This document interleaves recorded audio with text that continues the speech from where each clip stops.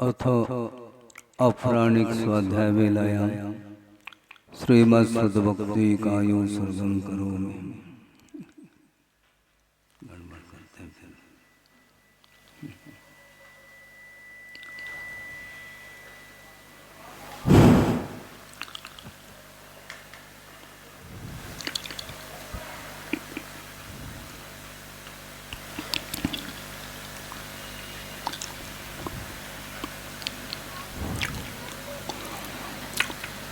ओकारं बिंदु संयुक्तं नित्यं ध्यायन्ति योगिनः कामदं मोक्षदं चैव ओंकाराय नमो नमः। अविरल शब्द गणौ प्रक्षालित सकल भूतल कलंका मुनिविरपाशुतीर्था सरस्वतीर्तनो दुरितम् अज्ञानतिमिरान्धानां ज्ञानाञ्जनशलाकया चक्षुरुन्मीलितं येन तस्मै श्रीगुरुवे नमः।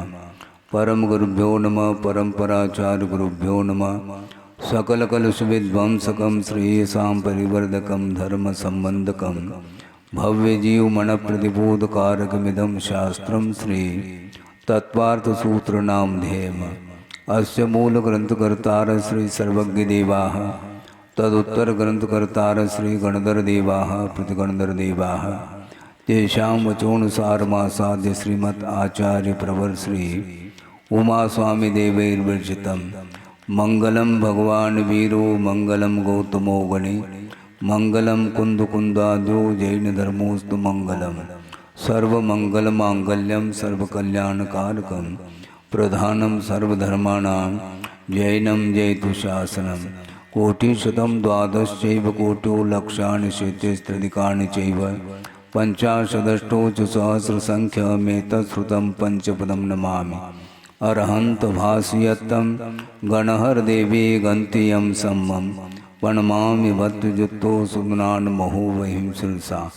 इच्छामन्ते सुदवत्ते कावसगो को दस्सालोचे अंग वंग पयने पावड़े परियम सुत्त प्रमाण योग पोगय चूलिया जैव सुत्त थुदमकायम सैनिच कल मंचे में पूजे में वंदामि नमो स्वामी। दुखको कमको भोइलाओ सुगई गमनम समाय मरणम जनगुण संपत्ति होद मध्यम। अथ अपराणिक स्वाध्याय वेलायां श्रीमत् आचार्य भक्ति का यो सर्गम करोमि।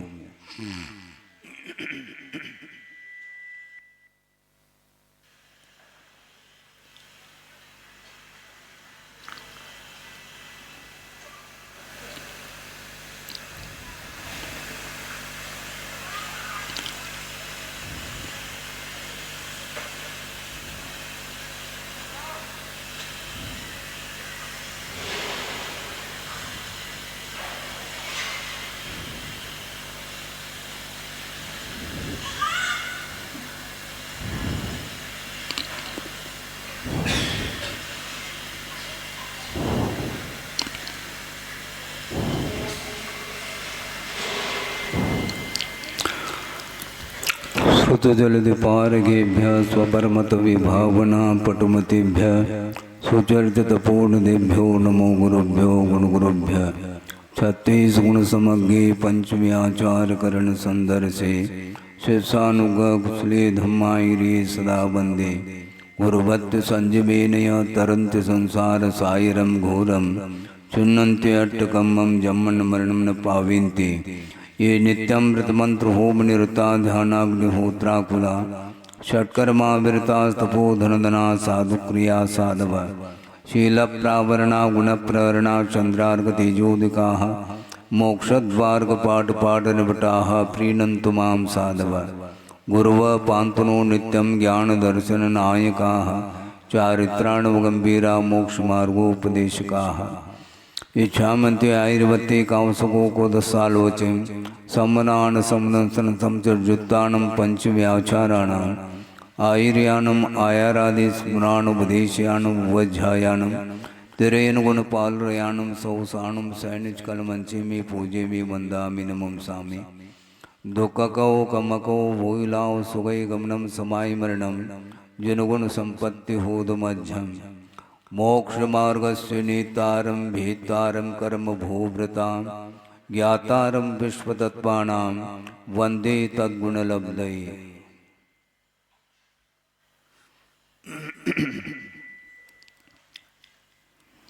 अजीव तत्व का व्याख्यान हुआ।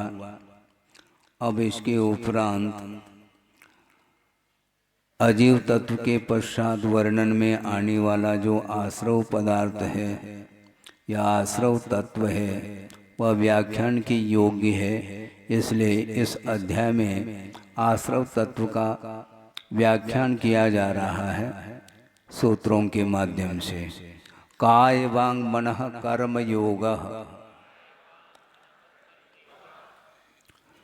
योग का अर्थ होता है आत्म प्रदेश परिस्पंद का नाम योग है।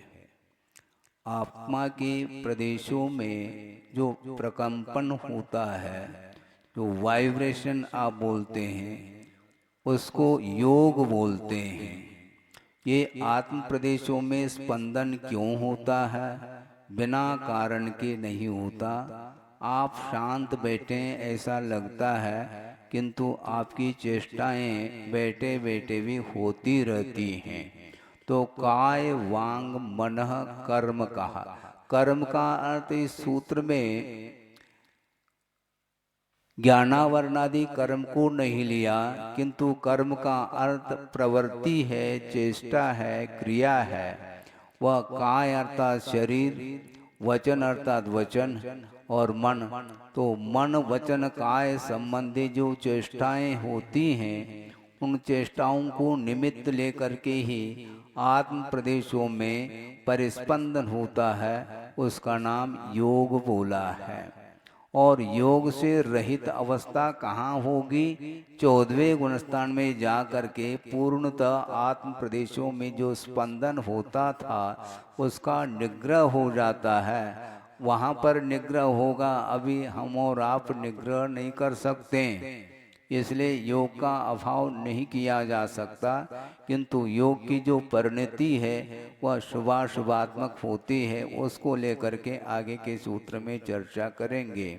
स आश्रवः, स अर्थात वह योग ही आश्रव है, जबकि योग आश्रव नहीं, किंतु योग के निमित्त से कर्मों का आना होता है, उसका नाम आश्रव है। किंतु कारण में कार्य का उपचार करके इस प्रकार व्याख्यान किया जाता है। जैसे आपके पास 10 प्राण हैं, उन 10 प्राणों की रक्षा जो होगी वह किसके द्वारा होगी? अन्न के द्वारा होती है रक्षा प्राणों की, इसलिए अन्न को ही प्राण कह देते हैं। ये व्यवहार है में इस ढंग से व्याख्यान या बोलचाल में ये बात आती है, जबकि अन्न अलग है और ये जो प्राण हैं ये आपके प्राण हैं। प्राणों का संबंध तो तादात्म्य को लेकर के होता है, किंतु उन प्राणों की रक्षा के लिए अन्न आदि का ग्रहण करना होता है, इसलिए उन अन्न को ही प्राण बोलते हैं। और अन्न कहाँ से आता है? धन से आता है, धन को भी प्राण कह सकते हैं, कथनचित कोई बाधा नहीं। उसी प्रकार यहाँ पर योग को ही आश्रव कहा, क्योंकि मन वचन काया के चेष्टा के माध्यम से आत्म प्रदेशों का जो स्पंदन है वह योग है। उस योग के निमित्त से ही कर्म वर्गनाएं कर्म के रूप में परिणत होती हैं, इसका नाम आश्रव है। आने का नाम आश्रव ये भी व्यवहार में कहने में आता है, कहीं बाहर से कर्म आ नहीं रहे हैं, किंतु आत्म प्रदेशों पर वो सारे कर्म वर्गनाएं विद्यमान हैं और आत्मगत चेष्टा के माध्यम से ही वो वर्गनाएं कर्म के रूप में परिणत हो जाती हैं। इसलिए इस परिणमन का नाम ही आश्रव ऐसा कहा है। शुभ पुण्यश्च शुभ पापश्च।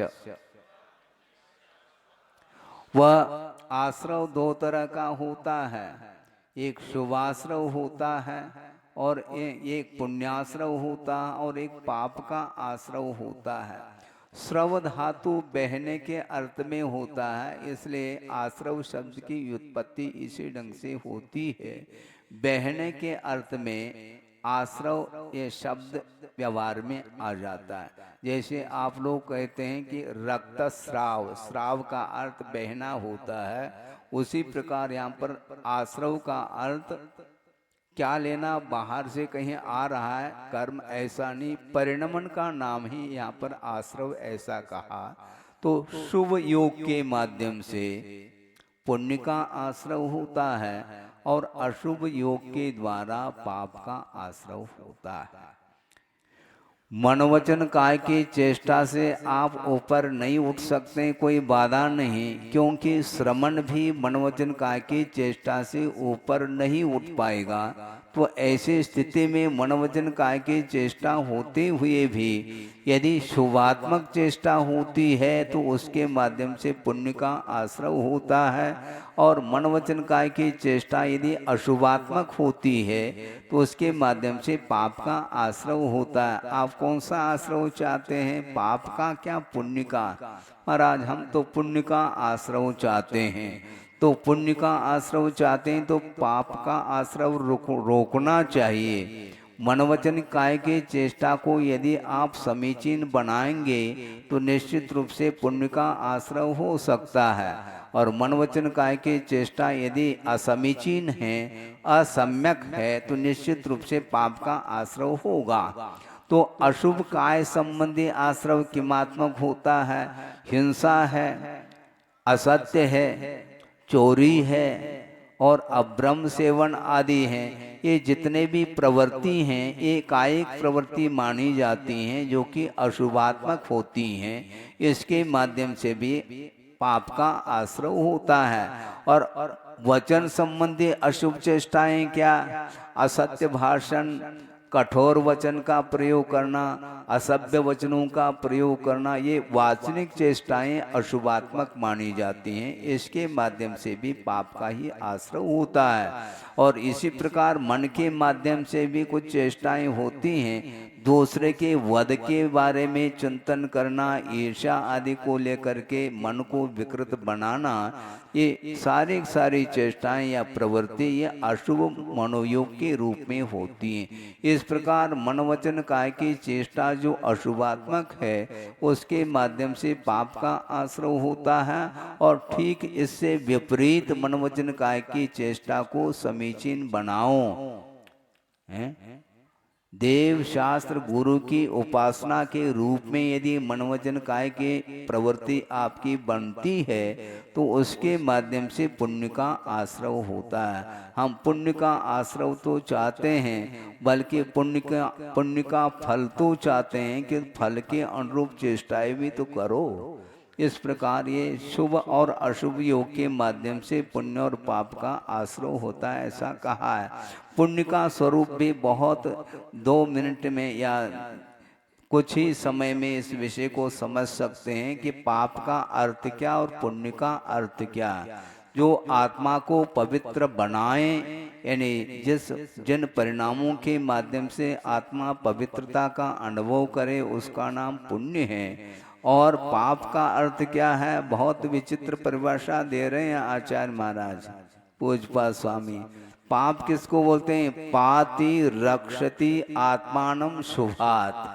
जो आत्मा की रक्षा करे, किससे? शुभ से, उसका नाम पाप है। जो धार्मिक क्रियाओं को करना चाहता है उसको जो रोक देता है उसका नाम पाप, ऐसा कहा। अब इसके उपरांत वह शुभात्मक जो आश्रय होता है वह आश्रय भी कषाय सहित अवस्था में भी होता है और कषाय रहित अवस्था में भी आश्रय होता है। तो स्वामी के अपेक्षा से आश्रय में भेद आ जाता है। इसको लेकर के विषय दे रहे हैं। सकषाया कषायो हो सांप्रायिकीर्यापतयो हो। कषाय सहित भी जीव होते हैं और कषाय रहित भी जीव होते हैं। तो इस अपेक्षा से सांप्रायिक और इर्यापत आश्रय एक क्रम से लगा लेना। इन्हें कषायवान जो जीव है वह सांप्रायिक आश्रय करता है। सांप्रायिक का अर्थ होता है संसार। जो संसार के लिए कारण हो वह सांप्रायिक आश्रय माना जाता है, जिसमें विशेष स्थिति और अनुभाग बंध को लेकर के आश्रय होता है। और जो एक समयवर्ती आश्रव होता है वह इर्यापत आश्रव माना जाता है, जो कि 11वें 12वें 13वें गुणस्थान में ही वह होता है। योग के निमित्त को लेकर के साता वेदनी का आश्रव होता है। और प्रथम गुणस्थान से लेकर के 10वें गुणस्थान तक जो आश्रव होता है वह विशेष गुणस्थान के अनुरूप स्थिति अनुभाग को लेकर के आश्रव होता है, जिसका नाम सांप्रायिक आश्रव ऐसा कहा है। अब सांप्रायिक आश्रव के भेद कितने हैं इसको उल्लेखित करने के लिए यह आगे का सूत्र है। इंद्रिय कषाया व्रत क्रिया पंच चतुः पंच पंच विंशति संख्या पूर्वस्य भेदा।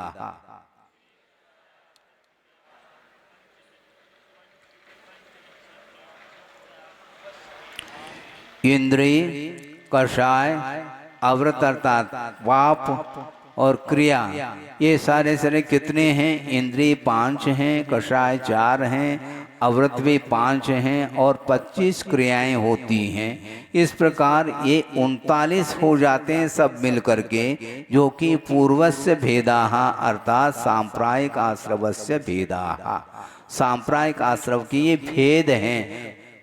पूर्वस्य अर्थात क्या? सांप्रायिक आश्रव, क्योंकि सांप्रायिक और इर्यापद के रूप में आश्रव के 2 भेद किए हैं, तो उसमें सांप्रायिक आश्रव के ये 39 भेद हो जाते हैं। इंद्रिय तो 5 है ही, पढ़ करके आए हैं, स्पर्शनादिक 5 इंद्रियां। अब देखो 5 इंद्रियों का जो व्यापार करता है उसको सांप्रायिक आश्रव हुए बिना रह नहीं सकता। इसी प्रकार 4 कषाय हैं, क्रोध मान माया लोभ, इसको शांत बनाए रखो। यद्यपि 10वें गुणस्थान तक कषाय का उदय माना है, किंतु कषाय का उदय होना अलग है, किंतु कषाय के उदय में क्रोध करना अलग है। गुरुदेव का बार बार यह कहना है कि कषाय का उदय है इसलिए मैं क्या करूं, ऐसा नहीं। कषाय का तो उदय होता है, किंतु उसमें यदि क्रोध हम कर लेते हैं तो विशेष रूप से स्थिति और अनुभव को लेकर के कर्म का आश्रव होता है। मात्र उदय मात्र से जो आश्रव होता है बहुत न्यून अनुभाग और स्थिति को लेकर के होता है। इसलिए कषाय से भी बचने का पुरुषार्थ करो, जो कि एक एक दिन क्षमा माधव आज और शौच के दिन जो है ना, एक एक कषायों के अभाव को लेकर के चर्चा की गई है।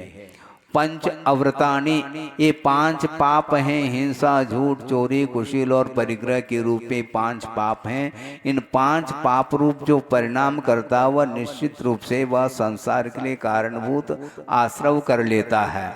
और 25 क्रिया, ये 25 क्रिया हैं, इनका व्याख्यान करने के लिए समय नहीं है, इसलिए एकाध क्रियाओं के माध्यम से हम जानकारी देना चाहते हैं। बहुत महत्वपूर्ण है। इन 25 क्रियाओं में एक ऐसी क्रिया है जो करने योग्य है। क्या कहा? इन 25 क्रियाओं में एक ऐसी क्रिया है जो कि आपकी भूमिका के अनुरूप यह करने योग्य है। क्यों? इसको सम्यक्त वर्धिनी क्रिया कहा। सम्यक्त को बढ़ाने वाली यह क्रिया है, जो कि चैत्य, गुरु, प्रवचन, इनकी पूजा आदि ही जिसका लक्षण है, ऐसे सम्यक्त को बढ़ाने वाली जो क्रिया है उसको सम्यक्त क्रिया बोलते हैं।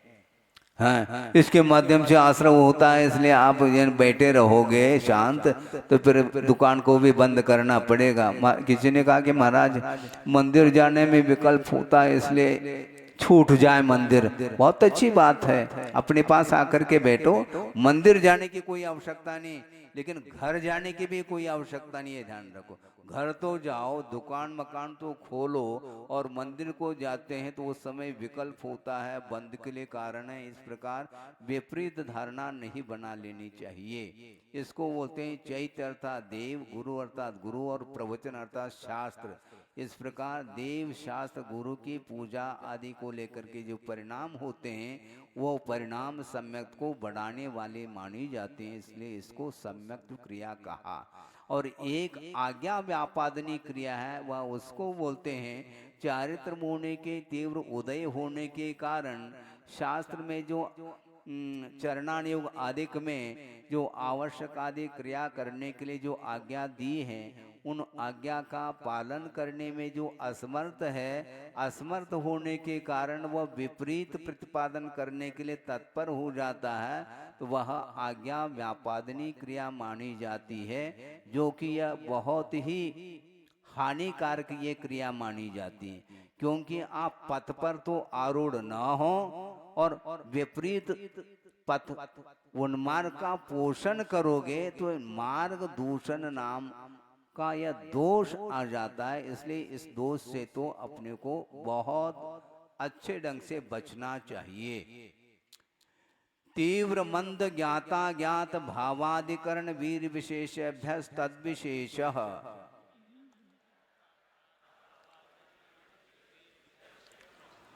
तद विशेष का अर्थ आश्रवस्य विशेष, आश्रव में विशेषता आती है। यानी सामान्य रूप से आश्रव होना अलग, और आश्रव में यदि विशेषता आती है तो किन किन परिणामों के माध्यम से आश्रव में विशेषता आती है, इसको स्पष्ट कर रहे हैं। तीव्र भाव, भाव शब्द प्रत्यय के साथ जोड़ देना। तीव्र भाव, मंद भाव, ज्ञात भाव, अज्ञात भाव और अधिकरण की विशेषता, अर्थात अधिकरण अर्थात यहाँ पर द्रव्य लिया है, पदार्थ लिया है, पदार्थ की शक्ति की विशेषता को लेकर के भी आश्रव में विशेषता आती है। तीव्र का अर्थ बाह्य और आभ्यंतर कारण के निमित्त को लेकर के जो उदीर्णा होती है, आवेग हो जाता है, उद्रेक आ जाता है, वो तो उद्रेकात्मक जो परिणाम है उसका नाम तीव्र परिणाम माना। तीव्र परिणाम करोगे तो निश्चित रूप से विशेषता आश्रव में आएगी। और ठीक इससे विपरीत मंद भाव है, कषाय का उदय होते हुए भी परिणामों को शांत बना करके जो चलता है वह मंद परिणाम माना जाता है। उसके माध्यम से आश्रव होते हुए भी स्थिति और अनुभाग विशेष को लेकर के नहीं होता है। यह प्राणी मेरे द्वारा मारने योग्य है, हनन करने योग्य है, इस प्रकार जान करके बुद्धि पूर्वक जो प्रवृत्ति की जाती है उसका नाम ज्ञात भाव है।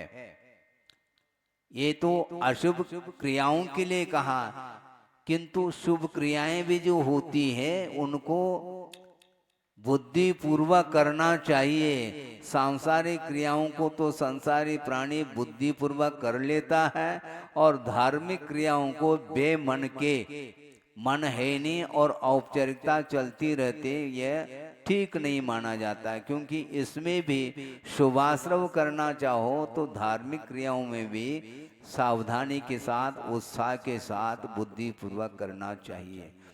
अज्ञात भाव उसको बोलते हैं। कोई कहते हैं महाराज मुझे ज्ञात नहीं है, इसका नाम अज्ञात नहीं। अज्ञात का अर्थ बोल रहे हैं उन्माद के कारण अथवा प्रमाद के कारण अनवबुद्ध, बिना सोच विचार किए जो प्रवृत्ति की जाती है उसका नाम अज्ञात भाव है। इसलिए आपको सावधानी रखना चाहिए। कार्य होने के उपरांत मुझे महाराज ज्ञात नहीं था, आप गए कहाँ थे? फिर आपकी जो प्रवृत्ति हुई है उस समय आप शयन कर रहे हैं क्या? कार्य होने के उपरांत महाराज हमारी गलती हो गई, गलती जो हुई है वह ध्यान पूर्वक प्रवृत्ति आपने नहीं की है, इसलिए वह सदोष प्रवृत्ति मानी जाती है। अलर्ट होकर के करना चाहिए।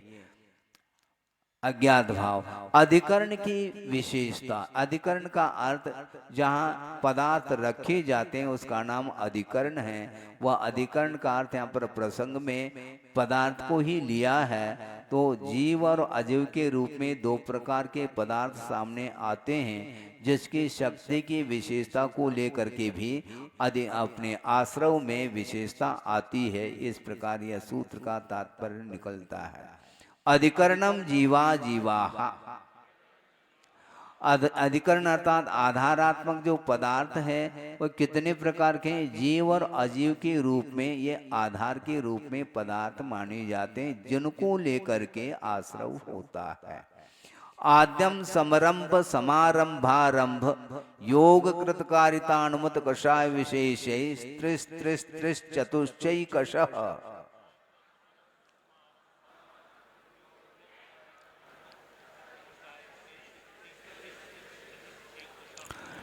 ये जीवादिकरण के 108 भेद हो जाते हैं परस्पर में गुणा करने से। आद्यम का अर्थ जीवादिकरणम, क्योंकि पूर्व सूत्र में अधिकरण 2 प्रकार के बता करके आए हैं, जीवादिकरण और अजीवादिकरण के रूप में। तो आद्यम का अर्थ जीवादिकरण वह किमात्मक है, समरंभ, समारंभ, आरंभ, ये 3 हो गए। और योग 3 हैं मनोवचन काय की अपेक्षा। और कृत कारित अनुमोदन, ये 3 3 3 परस्पर में गुणा कर लो तो कितने होंगे? 27 हो गए। और 4 कषाय क्रोधमान मायालोभ की अपेक्षा से, और 27 चौक 108, ये 108 हुए हैं। और उत्तर भेद करना चाहो तो कषाय के और उत्तरोत्तर भेद हैं, अनंतानुबंधी, अप्रत्याख्यानावर्णी, प्रत्याख्यानावर्णी, संज्वलन आदि के रूप में। उनमें भी परस्पर में गुणा करने से और भेदों भेद बढ़ते चले जाते हैं। यहाँ पर 108 ही भेद किए हैं। अब सोचो, संभ्रम किसको बोलते हैं? कोई भी कार्य किया जाता है तो उसको प्लानिंग करते हैं, प्लान बनाना है, तो इसको बोलते हैं संभ्रम। कार्य किया नहीं आपने, किंतु कार्य करने के लिए आप विचार कर रहे हैं, प्लानिंग कर रहे हैं, योजना बना रहे हैं। उस योजना के माध्यम से भी आश्रव होता है। रसगुल्ला बनाना है, अभी बनाया नहीं है, किंतु बनाने का प्लान है। शाम को क्या बनाना, कल क्या बनाना, ये चालू हो जाता है। इसको बोलते हैं समरंभ। और समरंभ होने के उपरांत उस कार्य को संपादित करने के लिए यथा योग्य जो साधन है, उन साधन सामग्री को एकत्रित करने का जो भाव है या एकत्रित करना है, उसको बोलते हैं समारंभ। और आरंभ का अर्थ स्टार्ट कर देना, यह आरंभ माना जाता है। मान लो आपको एक भवन बनाना है, तो भवन बनाने के लिए योजना बनाई आपने, संरंभ हुआ। हाँ, संरंभ हुआ। और उसके लिए जो साधन सामग्री एकत्रित कर ली, ये समारंभ हुआ और प्रारंभ कर दिया, इसको आरंभ बोलते हैं। ये संरंभ, समारंभ, आरंभ मात्र अशुभ कार्यों के लिए नहीं, किंतु धार्मिक कार्य में भी ये प्लानिंग होता है, किंतु ये शुभाश्रव के लिए आश्रव कारण माना जाता है। और योग का अर्थ स्पष्टी कर दिया, मन वचन काय की चेष्टा के माध्यम से प्रवृत्ति जो होती है वह योग माना जाता है। कृत कारित अनुमोदन, स्वयं करना यह कृत माना जाता है, दूसरे से कराना ये कारित माना जाता है। और कोई कर रहा है उसकी सहमति देना, अनुमति देना, यह अनुमोदन माना जाता है। ये क्रोध, मान, माया और लोभ के साथ भी ये कार्य होते हैं। इस अपेक्षा से ये 108 भेद हो जाते हैं। गुरुदेव ने ये कहा था कि मुनि महाराज के लिए एक विशेषण के रूप में संख्या का प्रयोग किया जाता है 108। इसका कोई भी सैद्धांतिक कोई विषय अपने को आगम में पढ़ने को नहीं मिलता, किंतु 108 लगाते हैं। तो गुरुदेव का ये भाव था कि ये 108 का अर्थ जो जाप करते हैं उस माला में भी 108 मणियां हुआ करती हैं। और 108 जो आश्रव के द्वार हैं, इससे ऊपर उठने के लिए ही पंच नमस्कार मंत्र का जाप आदि करते हैं। इसके माध्यम से आश्रव का निरोध हो जाता है। इस अपेक्षा से 108 की संख्या जोड़ रहे हैं, परंपरा से चली आ रहे हैं, सैद्धांतिक कोई उसका अर्थ नहीं मिलता। इस प्रकार ये जीवादिकरण के 108 भेद हुए हैं। अब अजीवादिकरण के भी भेद बता रहे हैं। निर्वर्तना, निक्षेप, संयोग, निसर्गा, द्विचतु द्वित्री भेदा परम।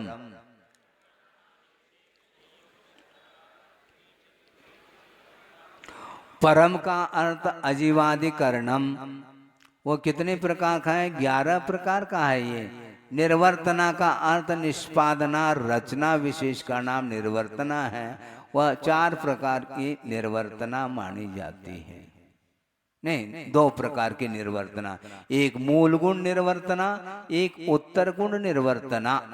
मूल गुण निर्वर्तना में शरीर है, वचन है, श्वासोच्छ्वास है, आदि आदि इनकी रचना होती है, इसलिए इसको निर्वर्तना बोलते हैं। और उत्तर गुण निर्वर्तना में बहुत सारे जो है कार्य आप करते हैं, उसमें उत्तर गुण निर्वर्तना के रूप में। निर्वर्तना का अर्थ निष्पादना इसको बोलते हैं। जैसे कार को बनाया, ये क्या है, निष्पादन हो गया, फिर बाद में उसका संचालन अलग होता है, तो रचना विशेष का नाम ही यहाँ पर निर्वर्तना है। निक्षेप अर्थात रखना होता है पदार्थों को, वो रखते समय चार प्रकार के उसके भेद हो जाते हैं। ये उसको क्या बोलते हैं, अप्रत्यवेक्षित निक्षेपाधिकरण, बिना परिमार्जन किए, बिना अवलोकन किए वस्तु को रखना, ये अप्रत्यवेक्षित निक्षेपाधिकरण माना जाता है। और देखते हुए भी आप व्यवस्थित परिमार्जन नहीं करते हुए रखा है, वो दुप्रमृष्ट निक्षेपाधिकरण माना जाता है। और जल्दी में आकर के किसी वस्तु को रखा तो उसको सहसा निक्षेपाधिकरण बोलते हैं। और अनाभो का अर्थ जहाँ पर रखने योग्य हैं उस स्थान पर न रख करके अनुचित स्थान में कोई वस्तु रख देते हैं, उसका नाम अनाभोग नाम का निक्षेप माना जाता है। इस प्रकार ये निक्षेप के चार भेद हैं और संयोग के दो भेद हैं, भक्तपान संयोग और उपकरण संयोग। संयोग का अर्थ मिलाना होता है, सम्मिश्रण का नाम ही संयोग है। भक्तपान संयोग, ठंडा पानी है उसमें गर्म मिला दिया, किंतु प्रासुक है मान लो, उसमें थोड़ा सा मीडियम बनाने के अपेक्षा से आप सम्मिश्रण करते हैं, उसको संयोग नाम का दोष नहीं माना जाता। किंतु बिल्कुल अप्रासुक पानी में यदि प्रासुक पानी को यदि मिलाएंगे तो वह पान संयोग माना जाता है। इसी प्रकार भक्त अर्थात भोजन को भी ठंडे में गर्म मिलाना, गर्म में ठंडा मिलाना, ये सारा सारा भक्तपान संयोग माना जाता है। निसर्ग का अर्थ होता है संचालन करना। आचार्य महाराज ने कहा था कि कार को बनाना तो निष्पादना है और उसका संचालन, उसको प्रवर्तमान करना, यह निसर्ग। दो प्रकार के निसर्ग है, तीन प्रकार के निसर्ग है, मन निसर्ग, वचन निसर्ग और काय संबंधी निसर्ग। प्रवृत्ति का संचालन का नाम ही यहाँ पर निसर्ग कहा है। अब प्रश्न ये उठता है कि जीवादिकरण में भी ये आया है योग, और पुनः वहां पर यहाँ पर मनवचन काय की चेष्टा का नाम ये निसर्ग कर कह रहे हैं, दोनों में क्या अंतर है? दोनों में अंतर ये है कि वहां पर अधिकरण जीव है और यहाँ पर अजीव अधिकरण है, इतना अंतर है। अधिकरण का आधार, अधिकरण का अर्थ आधार होता है, तो आधार की अपेक्षा से अजीव और जीव की अपेक्षा से भेद पड़ जाता है। इसके बाद इसके पश्चात भिन्न भिन्न कर्मों के आश्रव के लिए कौन कौन से परिणाम होते हैं इसका उल्लेख कर रहे हैं, आप इसको ध्यान से सुनेंगे। तत्प्रदोष निर्णव मात्सर्यांतराया साधनोपघाता ज्ञान दर्शनावरण यो हो।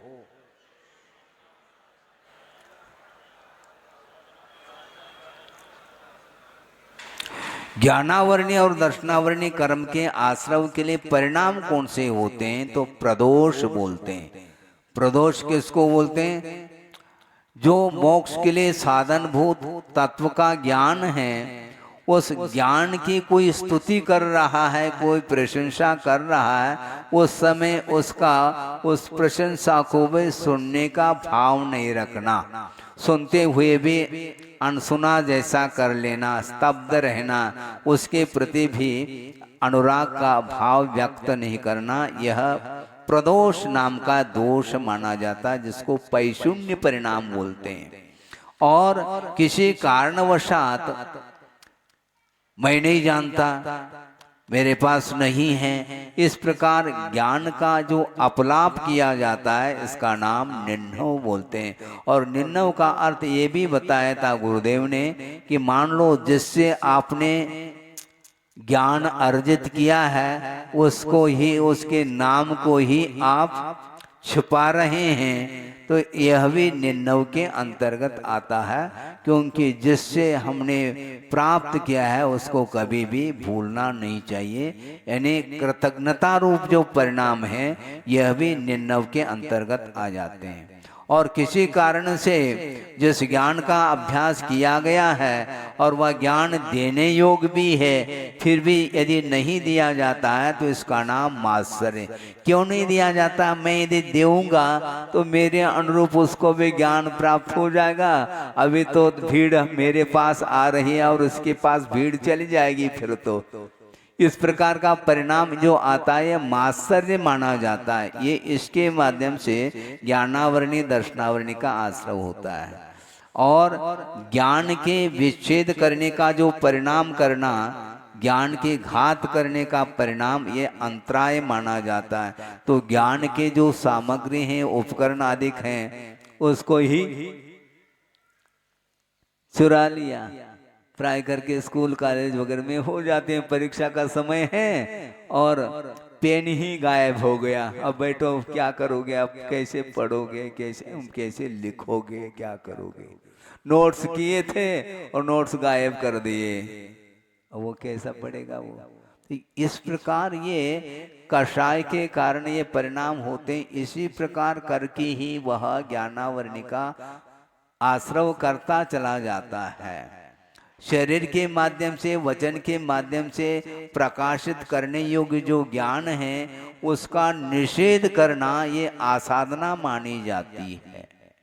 और प्रशस्त ज्ञान में दूषण लगाना, प्रशस्त ज्ञान का अर्थ क्या? समीचीन ज्ञान में भी दोष लगाना ये उपघात माना जाता है। इस प्रकार ये ज्ञानावरणी कर्म के आश्रव के लिए परिणाम है। इसलिए ये छठा अध्याय बहुत अच्छे ढंग से पढ़ने योग्य है। क्योंकि कौन कौन से परिणामों के माध्यम से किस किस कर्म का आश्रव होता है, यह सारा सारा वर्णन इसमें मिलता है। दुख शोक तापा क्रंदन वद परिदेव नान्यात्म परो भय स्थानान्य सद्वेद्यस्य।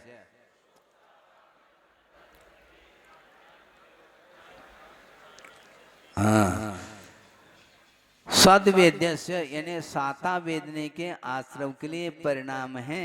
असाता वेदने के आश्रव के लिए परिणाम है। कौन कौन से? दुख, दुख का अर्थ क्या? पीड़ा लक्षण रूप जो परिणाम है उसका नाम दुख है।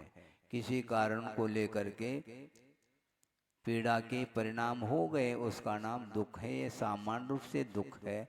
और अनुग्रह करने वाले जो संबंधी लोग हैं उनका वियोग होने के उपरांत जो मन में विकलता आती है उसका नाम शोक है। दुख और शोक इसमें कोई खास अंतर नहीं, किंतु थोड़े बहुत अंतर को लेकर के है।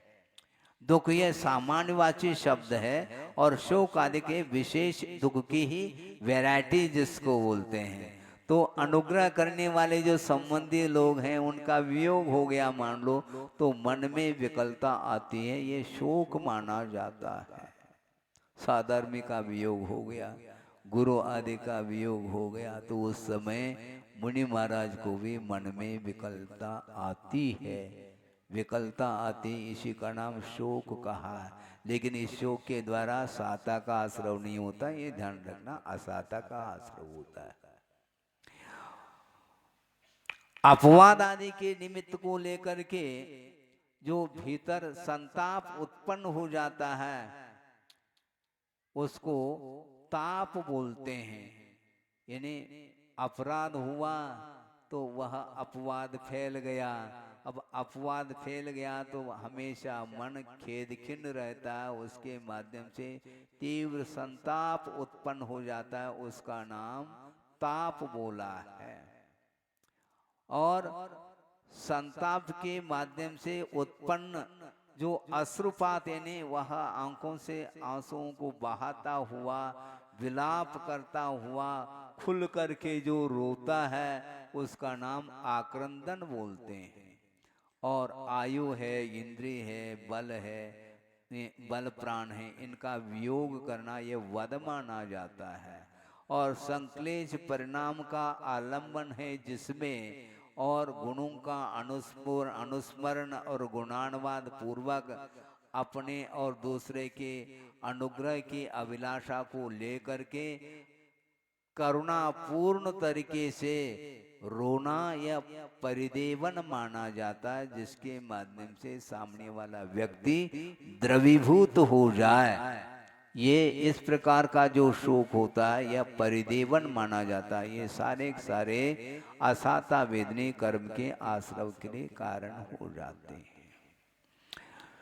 भूत वृत्त्यनुकंपादान सराग संयमादि योग क्षांति शौच मिति सद्वेद्यस्य।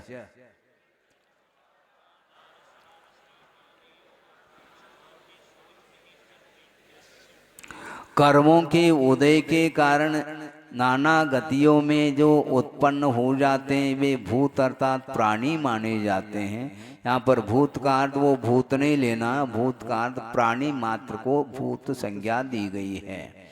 और उनके प्रति अनुकंपा का भाव रखना, यानी अनुग्रह के साथ जिसका चित्त द्रवीभूत आद्रीभूत हुआ है और पर की पीड़ा को अपनी आत्मा के समान मान रहा है, उसके अनुकंपा रूप जो भाव है वह अनुकंपा मानी जाती है। यानी करुणा का जो भाव है वह अनुकंपा है। तो प्राणी मात्र के प्रति अनुकंपा और व्रतियों के प्रति दान, इस प्रकार गुरुदेव ने अर्थ निकाला है। वैसे टीकाकार ने तो प्राणी मात्र के प्रति अनुकंपा और प्राणी मात्र और वृत्तियों के प्रति भी अनुकंपा और उनके प्रति दान ऐसा कहा है। किंतु गुरुदेव का चिंतन भी अपने आप में मौलिक चिंतन है, क्योंकि प्राणी मात्र के प्रति अनुकंपा का भाव रखा जाता है। किंतु आप दान देते हैं उत्तम पात्र के लिए, उनके प्रति आप क्या अनुकंपा कर रहे हैं? क्या अनुकंपा नहीं, वह दान माना जाता है। इस प्रकार अनुकंपा है, दान है, सराग संयम है, यानी व्रत को अंगीकार कर लिया, चाहे वह अनुव्रति हो चाहे महाव्रति हो, किंतु उसके पास प्रशस्त राग अभी भी विद्यमान है। तो इसके साथ जो कुछ भी आश्रव होता है वह साता वेदनी का आश्रव होता है। शांति का अर्थ क्षमा भाव रखना, साता वेदनी का आश्रव करना चाहो तो क्षमा भाव रखो, ये कहा जा रहा है। और शौचम इति, शौच का अर्थ लोभ का अतिरेक नहीं होना चाहिए। संतोष भाव जो रखता है वह साता वेदनी का आश्रव कर लेता है। और इति के माध्यम से और बहुत सारे परिणाम दिए गए हैं टीकाकार ने, वहां से आप ज्ञात कर सकते हैं। केवली श्रुत संग धर्म देवा वर्णवादो दर्शन मोहस्य। दर्शन मुनि का आश्रव किसके द्वारा होता है? दर्शन मुनि का अर्थ यहाँ पर क्या लेना? दर्शन मुनि का अर्थ मात्र मिथ्यात्व ले लेना, जबकि दर्शन मुनि के तीन भेद हैं, मिथ्यात्व, सम्यक मिथ्यात्व, सम्यक प्रकृति। किंतु इसमें मात्र दर्शन मुनि का अर्थ मिथ्यात्व ही लेना, क्योंकि सम्यक मिथ्यात्व और सम्यक प्रकृति ये आश्रव के योग्य नहीं है। इनका आश्रव अथवा बंद नहीं होता, किंतु मिथ्यात्व का ही आश्रव अथवा बंद होता है। इसलिए यहाँ पर दर्शन मुनि का अर्थ मिथ्यात्व ले लेना। तो मिथ्यात्व कर्म के आश्रव के लिए कारण क्या है? केवली श्रुत संग धर्म और देव, इनका अवर्णवाद करना। अवर्णवाद किसको बोलते हैं? तो बता रहे हैं जो महापुरुष होते हैं, गुणी होते हैं, उनमें जो असद्भूत दोषोद्भावनम अवर्णवाद, जो गुणी होते हैं, महान होते हैं, उसमें उनमें किसी भी प्रकार से दोष नहीं है, फिर भी उन दोषों को उद्भावन करना, प्रकट करना, इसको बोलते हैं अवर्णवाद। दोष हो तो दोषी कहना फिर भी ठीक है, कहो ऐसा नहीं कह रहा हूं, किंतु दोष नहीं होते हुए भी ये इनके अंदर दोष हैं, इस प्रकार जो है भाव लाता है तो ये अवर्णवाद माना जाता है। इस प्रकार अवर्णवाद के माध्यम से मिथ्यात्व प्रकृति का आश्रय होता है। इसलिए जो सम्यक दृष्टि अपने आप को मानते हैं तो इस प्रकार के अवर्णवाद रूप परिणाम से बचना चाहिए उन्हें, यदि स्वाध्याय के माध्यम से ज्ञान हो गया है तो। नहीं तो ओम शांति हम क्या कर सकते हैं। केवली का भी अवर्णवाद कर रहा है। केवली का अवर्णवाद क्या है? केवली कवलाहरी होते हैं, जबकि केवली भगवान 18 दोषों से रहित होते हैं, फिर भी 18 दोषों से सहित होते हैं। इस प्रकार विपरीत प्रतिपादन करना यह केवली का अवर्णवाद माना जाता है। श्रुत का अवर्णवाद क्या है? श्रुत अर्थात आगम, आगम में मांस भक्षण आदि का कथन मिलता है। मांस आदि का भक्षण करना कोई दोष नहीं है, इस प्रकार कथन आगम में मिलता है। इस प्रकार कहना यह श्रुत का अवर्णवाद माना जाता है। और संघ का अवर्णवाद चतुर्विध संघ है। ये स्नान तो करते नहीं, इनका तो शरीर मटमेला है, तो ये शूद्र हैं, ये अशुचि हैं इत्यादि कहना ये संघ का अवर्णवाद है। एकमात्र उपलक्षण है, किंतु आगम के अनुरूप निर्दोष चर्या का पालन कर रहे हैं, फिर भी चतुर्विध संघ के प्रति दोष लगाने का भाव रखना यह संघ का अवर्णवाद माना जाता है। और जिनेंद्र भगवान के द्वारा उपदिष्ट जो धर्म है, उस धर्म की उपासना करने वाला असुर हो जाता है, क्योंकि इस धर्म में कोई भी गुण नहीं है, ये निर्गुण है। इस प्रकार मान करके इसकी उपासना करने वाला भवनत्रिक आदि में उत्पन्न होता है। इस प्रकार कथन करना यह धर्म का अवर्णवाद माना जाता है। और 4 प्रकार के जो देव कथन करके आए हैं, देवास चतुर्निकाय आदि, तो उनमें भी दोष लगाना क्या? वो मांस भक्षण करते हैं, वो मदिरापान करते हैं, वह सप्तव्यसन आदि करते हैं। इस प्रकार दोष लगाना ये अवर्णवाद के अंतर्गत आता है। इस प्रकार करने से सम्यक दर्शन यदि है तो समाप्त होगा, यदि नहीं है तो प्राप्त नहीं होगा। है तो समाप्त होगा, यदि नहीं है तो प्राप्त होने का कोई सवाल ही नहीं उठता। इसलिए इस प्रकार के परिणामों से बचना चाहिए। कषायो दया तीव्र परिणामश्च चारित्र मोहस्य। चारित्र मुनि के आश्रव के लिए कारण क्या है? चारित्र मुनि का आश्रव यदि होता है तो कौन कौन से परिणाम है? कषाय के उदय के कारण जो तीव्र परिणाम हो जाते हैं वो चारित्र मुनि के आश्रव के लिए कारण है। अब देखो, विशेष आश्रव यदि आप करना चाहते हैं तो कषाय के उदय में यदि शांत परिणाम रखते हैं तो विशेष रूप से चारित्र मुनि का आश्रव नहीं होगा, बल्कि हम सिद्धांत से कहना चाहते हैं 10वें गुणस्थान में सूक्ष्म लोभ का उदय चल रहा है, जो कि चारित्र मुनि की प्रकृति मानी जाती है, किंतु उसके उदय में 10वें गुणस्थान में चारित्र मुनि का आश्रव नहीं होता, मात्र उदय ही होता है। क्यों? तीव्र परिणाम का अभाव है, पूर्णता अभाव है वहां पर 10वें गुणस्थान में। इसलिए चारित्र कषाय के उदय होते हुए भी तत्संबंधी आश्रव नहीं होता, चारित्र मुनि संबंधी।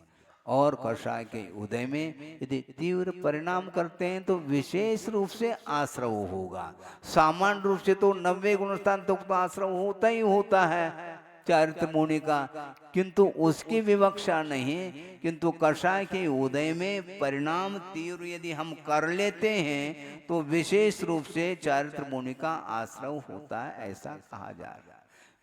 तीव्र कषाय का उदय नहीं होता है, क्या कहा? परिणाम तीव्र कर लेते हैं। तीव्र कषाय का अर्थ ये समझ सकते हैं कि जो पूर्वबद्ध जो कषाय हैं द्रव्य कर्म, उनमें विशिष्ट अनुभव को लेकर के उदय में आ सकता है, किंतु उदय तो उदय ही माना जाता है। और उस उदय के अवसर पर हम यदि शांत परिणाम रखते हैं तो निश्चित रूप से चारित्र मुनि का जो आश्रव विशिष्ट रूप से होना चाहिए था वह नहीं हो पाएगा। बहुवारंभ परिग्रहत्वम नारकस्यायुषः। नरकायु के आश्रव के लिए परिणाम क्या है? जागृत हो जाइए आप। बहुत आरंभ और बहुत परिग्रह जो रखता है, रखना चाहो ये आपका विषय है, किंतु जो रखता है बहुत आरंभ और बहुत परिग्रह वृत्ति, ये नरक आयु के आश्रव के लिए कारण है। और ये सिद्धांत कहता है नरक आयु का आश्रव कभी भी सम्यक दृष्टि नहीं कर सकता। और सम्यक दर्शन को सुरक्षित रखना चाहो और नरक आयु से बचना चाहो तो अत्यधिक आरंभ और परिग्रह से दूर रहना चाहिए। इतना संक्षेप में अर्थ है। माया तैरज्ञोनश्च, तिर्यंच आयु का आश्रव किसके द्वारा होता है? चारित्र मुनि कर्म के विशेषता उदय से वो उत्पन्न हुए जो आत्मा के कुटिल भाव है, वक्रता है, उसके निकृति जिसको बोलते हैं, छलने रूप परिणाम, ये सारे के सारे तिर्यंच आयु के आश्रव के लिए कारण है। जितने भी तिर्यंच बन रहे हैं, तिर्यंच पर्याय को प्राप्त हो रहे हैं, चाहे एक इंद्रिय से पंचेंद्रिय तक भी क्यों न हो, वो सारे के सारे कुटिल परिणाम का ही एकमात्र रिजल्ट है। वक्र परिणाम, एक दूसरे को छलने के जो परिणाम हैं वो परिणाम होते हैं। तो इसी प्रकार पेड़ पौधे खड़े हैं, ये किसका परिणाम है? देखने में तो हरे भरे लग रहे हैं आपको, लेकिन उन्हें जो दुख उत्पन्न हो रहा है वह किसका परिणाम है? वह निकृति का परिणाम है, कुटिल भाव का परिणाम वो भोग रहे हैं। इसलिए तिर्यंच आयु से बचना चाहो तो मायाचारी से दूर रहो कहा जा रहा है। अल्पारंभ परिग्रहत्वम मानुषस्य, हाँ, ठीक नरक आयु से विपरीत अल्प आरंभ और अल्प परिग्रह वृत्ति से मनुष्य आयु का आश्रव होता है। स्वभाव मार्दवम च, स्वभाव से ही मृदुता, कृत्रिमता नहीं, बाय नेचर स्वभाव से ही मृदुता, यह भी मनुष्य आयु के आश्रव के लिए कारण है। उपदेश अनपेक्षम ऐसा कहा टीकाकार ने।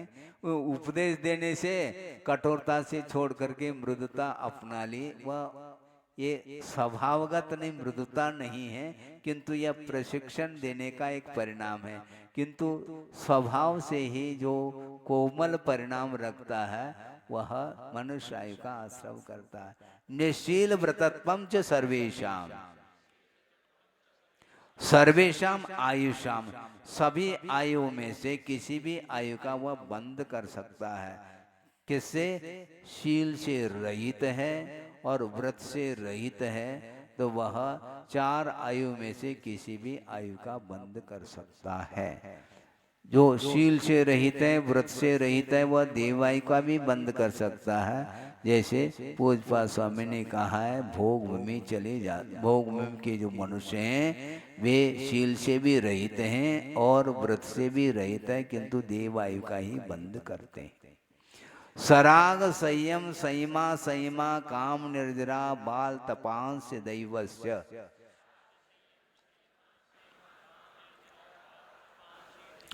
देवायु के आश्रम के लिए परिणाम है। सराग संयम का अर्थ अभी स्पष्ट किया था। संयम तो धारण कर लिया है, किंतु प्रशस्त राग छूटा नहीं है, इसलिए उसको सराग संयम बोलते हैं। संयमा संयम का अर्थ देश व्रत रूप परिणाम है। और सराग संयम, संयमा संयम और अकाम निर्जरा, अकाम निर्जरा का अर्थ क्या है?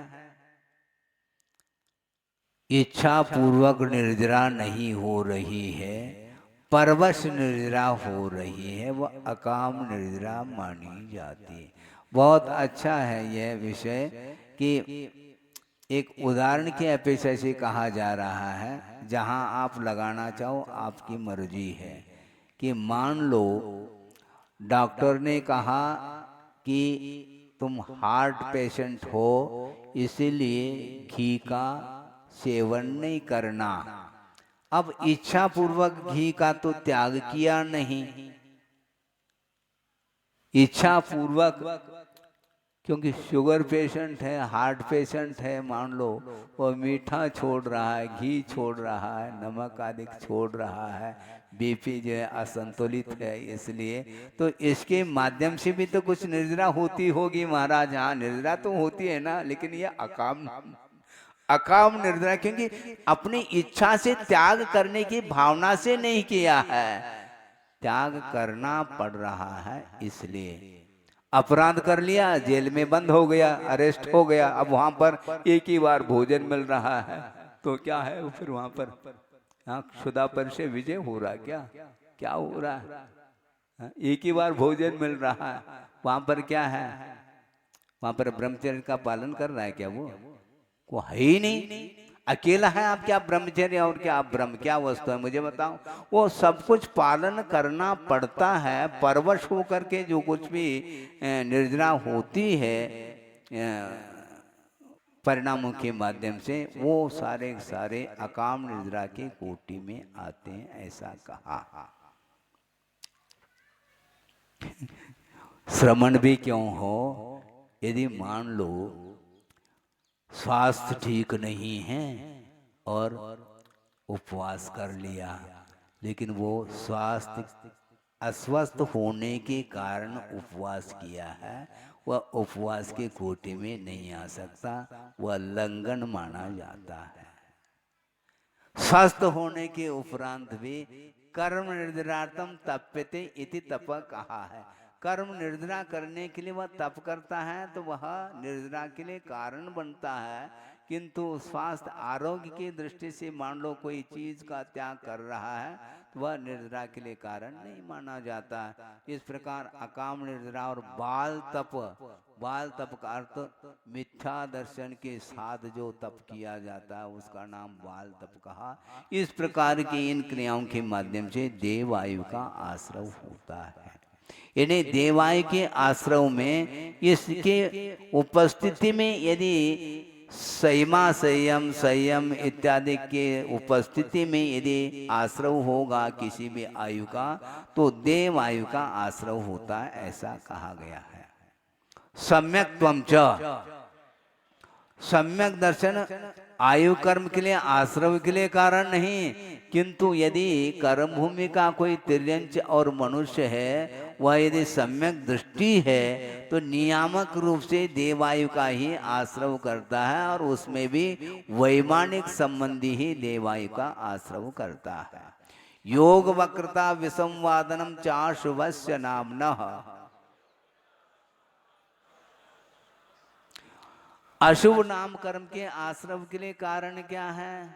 वही आ गई पुनः बात, योग वक्रता, मन वचन काय की कुटिलता के द्वारा अशुभ नाम कर्म का आश्रय होता है। और परस्पर में विसंवाद, संवाद के द्वारा नहीं, आपस में विसंवाद होना। दो प्रकार की कथाएं आती हैं, एक विजिगीषु कथा और एक वीतराग कथा।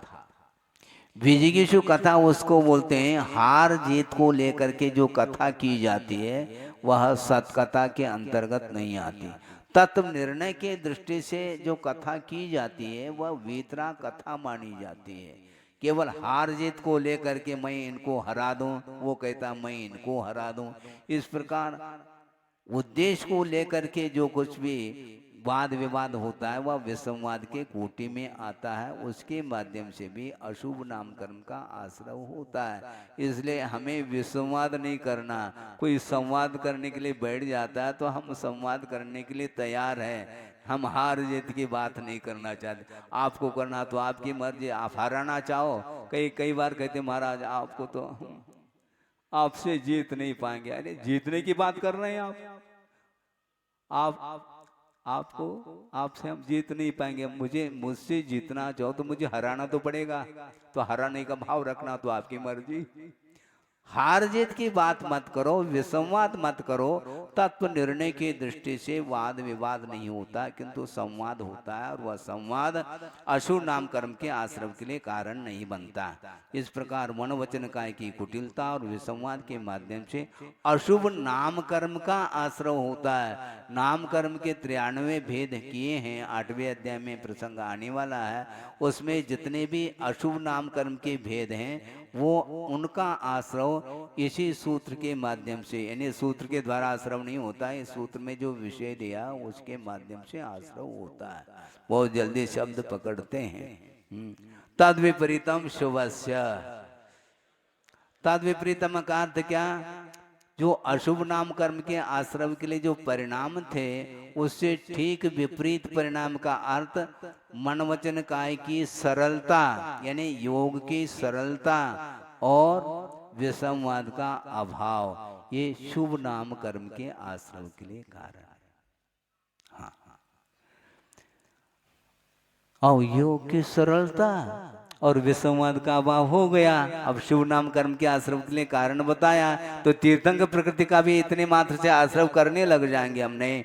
वो तीर्थंकर प्रकृति वह भी नाम कर्म की प्रशस्त प्रकृति मानी जाती है, किंतु उस तीर्थंकर प्रकृति के आश्रव के योग्य जो परिणाम होते हैं वो विशिष्ट परिणाम होते हैं, इसलिए उसके लिए पृथक रूप से सूत्र की रचना की है।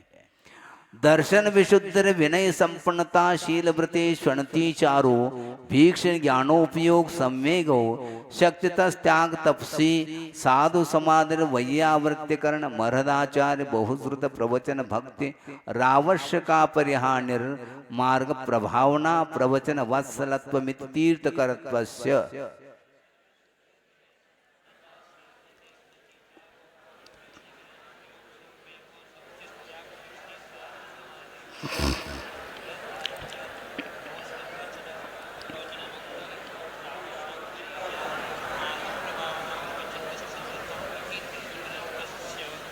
हाँ, ये तीर्थंकर प्रकृति के आश्रव के लिए कारण है।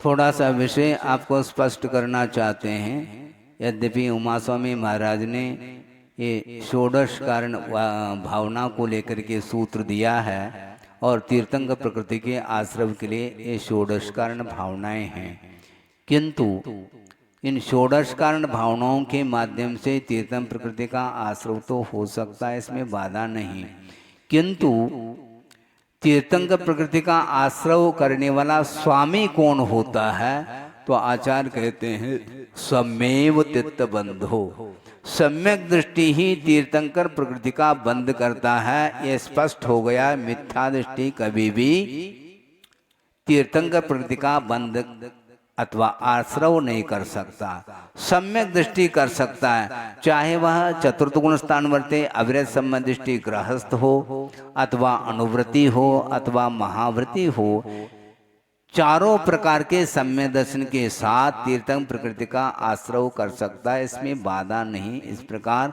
गोमठ सर आदि ग्रंथों में उल्लेख मिलता है। इसलिए तीर्थंकर अथवा केवली श्रुत केवली के पादमूल में जो सम्यक दृष्टि होता है वह किसी भी चतुर्थ गुणस्थान से लेकर के सप्तम गुणस्थान तक किसी भी गुणस्थान में रह करके तीर्थंकर प्रकृति के बंध का प्रारंभ करने वाला होता है। वह कौन होता है? नरा, ऐसा शब्द का प्रयोग किया है, इससे स्पष्ट है वह पुरुष ही तीर्थंकर प्रकृति का बंध का आश्रवक होता है। उसके बाद वह चतुर्थ गति में अपने सम्यक दर्शन के पूर्व में यदि नरकायु का बंध किया हो तो वहाँ जाकर के भी वह उस तीर्थंकर प्रकृति का आश्रव कर सकता है, इसमें बाधा नहीं। प्रारंभ करने के अपेक्षा से कर्म भूमि का जो मनुष्य उसमें जो पुरुष है वह चतुर्थ गुणस्थान से लेकर के सप्तम गुणस्थान तक किसी भी गुणस्थान में रह करके वह चारों प्रकार के सम्यक दर्शन के साथ तीर्थंकर प्रकृति का आश्रव कर सकता है। और तीर्थंकर प्रकृति के आश्रव के लिए षोडश कारण भावनाएं कही गई, और इन 16 कारण भावनाओं में से पूरी हो तो अच्छी बात है, भूमिका के अनुरूप मान लो, कमवेशी भी हो तो भी तीर्थम प्रकृति का आश्रय वह कर सकता है। सर्वप्रथम दर्शन विशुद्धि। दर्शन विशुद्धि का अर्थ सम्यक दर्शन की वह विशुद्धि है जिस विशुद्धि के माध्यम से तीर्थम प्रकृति का आश्रय कर सकता है। विचारणीय विषय ये है कि एक शोभसम सम्यक दृष्टि या एक शायक सम्यक दृष्टि, ध्यान से सुनेंगे, एक शायक सम्यक दृष्टि है और वह सप्तम गुण स्थान में श्रवण है और तीर्थंकर का पादमूल भी मिल गया अथवा केवली श्रुति केवली का पादमूल भी मिल गया, किंतु करे ये नियामक नहीं, कर सकता है। और एक क्षयोपम सम्यक दृष्टि है और चतुर्थ गुण स्थान में गृहस्थ अवस्था में है और वह तीर्थंकर आदि के पादमूल में वह तीर्थम प्रकृति का बंद कर सकता है। यानी एक मुनि महाराज हो करके भी बंद करे ये नियामक नहीं, और अविरत दशा में भी वह तीर्थम प्रकृति के बंद के परिणाम हो सकते हैं, जैसे श्रेणिक है। वो श्रमण थे क्या? नहीं, अविरत दशा में थे, किंतु सम्यक दर्शन के साथ उन्होंने, इसलिए दर्शन विशुद्धि का अर्थ यहाँ पर क्षायिक सम्यक दर्शन से प्रयोजन नहीं, किंतु सम्यक दर्शन में ऐसी विशुद्धि हो जाती है उसको उसका वर्णन हम नहीं कर पाएंगे, उसका ज्ञान नहीं कर सकते, कौन से परिणाम होते होंगे जिसके माध्यम से तीर्थम प्रकृति का बंधन। दर्शन विशुद्धि, विनय संपन्नता है, विनय संपन्नता। विनय का अर्थ खोलेंगे कहाँ? 9वें अध्याय में ज्ञान दर्शन चारित्रोपचार, ज्ञान विनय, दर्शन विनय, चारित्र विनय, तप का विनय और उपचार विनय, ये सारे सारे इन विनयों से जो संपन्न होता है वह तीर्थम प्रकृति का बंद करता है। अब आपस में आप एक दूसरे का विनय नहीं कर पाओगे तो तीर्थम प्रकृति का बंद होगा क्या? है? जो हर बात बात में वह क्या करता है? प्रतिष्ठा पॉइंट बना लेता है, युगोपाय, क्या बोलते हैं उसको? हाँ, प्रेस्टेज पॉइंट। अरे प्रेस्टेज क्या और स्टेज क्या? स्टेज पर आ जाए ना तो प्रेस्टेज समाप्त हो जाएगा तुम्हारा। और भगवान की प्रतिष्ठा करने जा रहे हैं कि अपनी प्रतिष्ठा करने जा रहे हैं? आप प्रतिष्ठा की क्या बात करते हैं आप? ये प्रतिष्ठा पॉइंट छोड़ो और विनम्रता के साथ यदि मान लो ये भावना भाएंगे तो आपको ये लाभ मिलेगा। शील व्रतेषु अनतिचार है। शील अर्थात जो व्रतों के परिपालन करने में जो सहयोग देने में जो योग्य जो व्रत आदि नियम आदि होते हैं उनको शील के रूप में स्वीकार किया है। 5 व्रत हैं तो 7 शील व्रत होते हैं। गुण व्रत है, शिक्षा व्रत है, अनर्थ दंड व्रत है, आदि आदि ये शील माने जाते हैं। और 5 व्रत तो ही, इनमें अतिचार नहीं लगाना, ये अनतिचार माना जाता है, निर्दोष पालन करना। और अर्हत आचार्य और बहुश्रुत अर्थात उपाध्याय और प्रवचन अर्थात जिनवाणी शास्त्र, इनके प्रति भक्ति का भाव रखना, यह तीर्थंकर प्रकृति के आश्रम के लिए कारण है। हाँ, ये विशिष्ट पुण्य का आश्रय जो चाहता है उसी को मिलेगा, किंतु जो पुण्य ये है इस प्रकार जो रट लगा रहा है उसके लिए तीर्थंकर प्रकृति का बंध कभी भी नहीं हो सकता, ध्यान रखो। आवश्यक अपरिहानी। आवश्यक अपरिहानी का अर्थ है जो यथा योग्य व्रतों के गुणस्थान के अनुरूप जो आवश्यक क्रियाएं बताई हैं उनका यथा समय उसका पालन करना, पूर्ण करना, यह आवश्यक अपरिहानी माना जाता है। यानी प्रतिकरण के समय पर प्रतिक्रमण करना, सामयिक के समय पर सामयिक, यानी निर्धारित समय में आवश्यकों का पालन करने का नाम आवश्यक अपरिहानी माना जाता है। और मार्ग प्रभावना, जन शासन की प्रभावना करना, यह भी। और प्रवचन वत्सलत्व। प्रवचन का अर्थ यहाँ पर जिनवाणी शास्त्र नहीं लेना, प्रवचन का अर्थ साधर्मी लिया है। प्रवचन का अर्थ शास्त्र भी होता है तो प्रवचन भक्ति कहा, और यहाँ पर प्रवचन वत्सलत्व कहा। इन्हें प्रवचन का अर्थ साधर्मी होता है, परस्पर में एक दूसरे के प्रति स्नेह रखना। स्नेह का अर्थ है प्रमाद के रूप में नहीं, किंतु उसके प्रति अनुराग रखना, यह वात्सल्य माना जाता है। जिस प्रकार बछड़े के प्रति गाय का स्नेह होता है, उसी प्रकार यहाँ पर कहा है। इस प्रकार तीर्थंकर प्रकृति के आश्रव के लिए कारण है। परात्म निंदा प्रशंसे सदसद गुणोच्छादनोद भावने च नीचैर गोत्रस्य।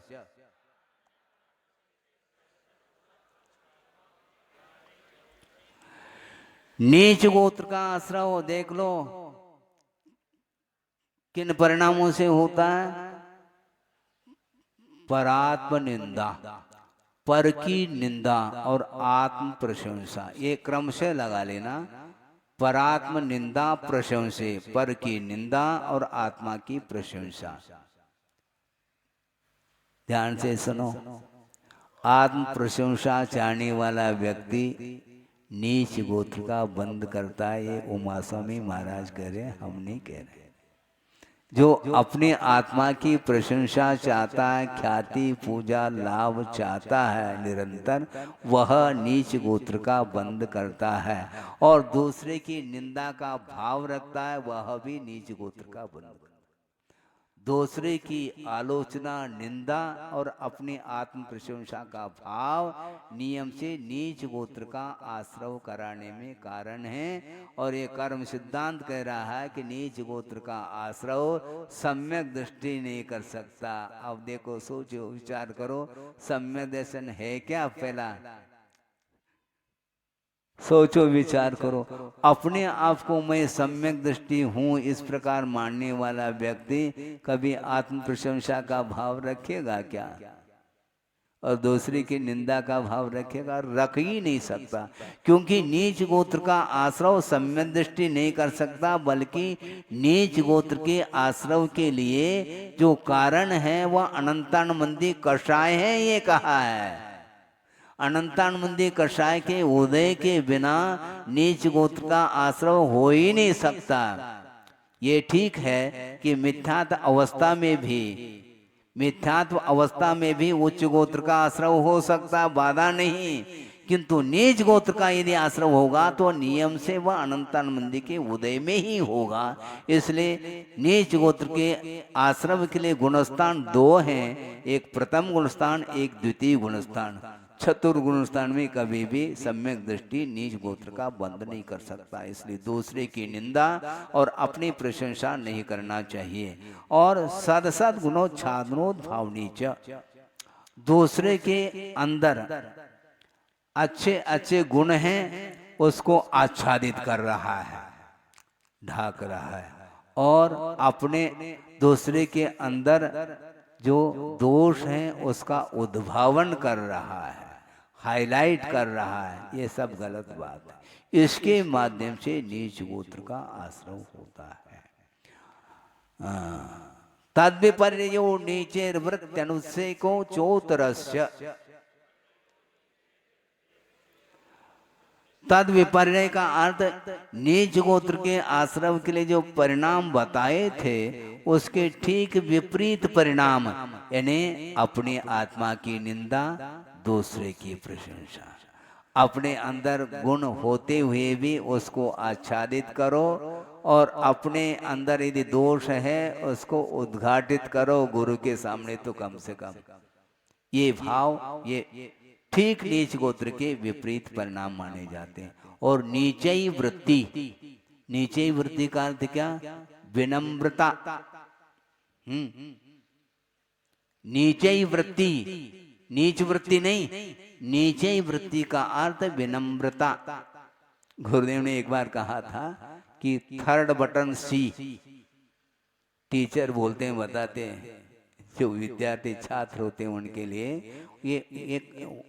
यही तो शिष्टाचार माना जाता है। बड़ों के सामने देखना नहीं, विनम्रता रखना। आंख नहीं मिलाते हैं।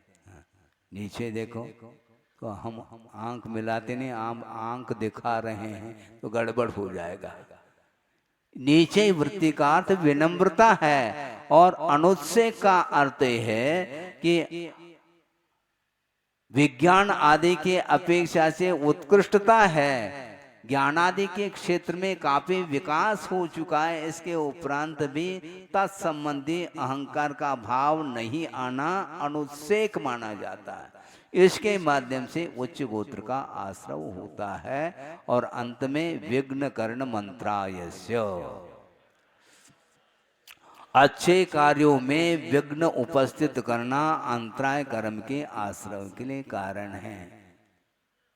सांसारिक कार्यों में ने, धार्मिक कार्यों में जो विघ्न उपस्थित करता है तो उसके माध्यम से अंतराय कर्म का आश्रव होता है। मान लो आपका लड़का अपने पास आया है और वह रहना चाहता है, व्रत आदि लेना चाहता है, तो हम व्रत देंगे तो हमारे लिए तो आपके कार्य में तो व्यवधान उपस्थित कर रहे हैं। हम आप करना चाहते हैं शादी विवाह करना चाहते हैं और हम उसको ब्रह्मचर्य व्रत दे रहे हैं, तो हमें अंतराय कर्म का आश्रय होना चाहिए कायदे से। ऐसा नहीं, सांसारिक कार्यों में विघ्न उपस्थित करने का नाम अंतराय कर्म के आश्रय के लिए कारण नहीं, किंतु जो मोक्ष मार्ग संबंधी जो धार्मिक कार्य हैं उसमें जो विघ्न उपस्थित करता है उसके माध्यम से विशेष रूप से अंतराय कर्म का आश्रय होता है, ऐसा इसका आशय है।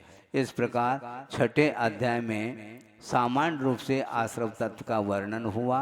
अब सप्तम अध्याय में शिवाश्रव का वर्णन करने वाला वह अगला अध्याय है, वह कल देखेंगे। बोधि समाधि परिणाम शुद्धि स्वात्मोपलब्धि शिव शोक सिद्धि चिंतामणिम चिंतित वस्तुदाने त्वाम वंदमानस्य ममास्तु देवी। परम पूजाचार्य गुरुवर श्री विद्यासागर जी मुनि महाराज की